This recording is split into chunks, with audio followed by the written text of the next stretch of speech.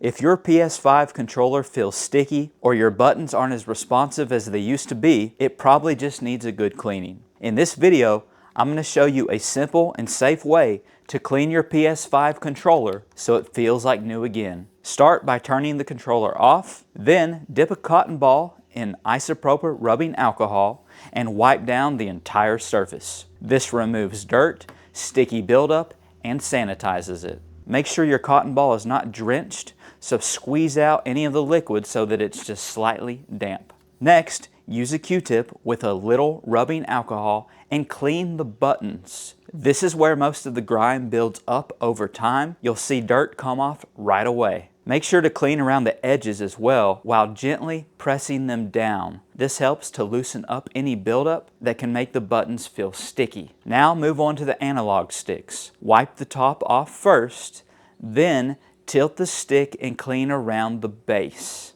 Rotate the stick as you clean so you can reach all the sides. This helps to remove hidden dirt and will improve the movement of the stick itself. Now, grab a toothpick and clean the cracks of the controller. This is another place where a lot of gunk can build up. Just look at how nasty that is. To finish off, you need to clean the charging port. Use a dry brush, cleaning toothbrush, whatever you want. I don't recommend using compressed air because it can just blow the dirt deeper inside. And that is how to clean your PS5 controller.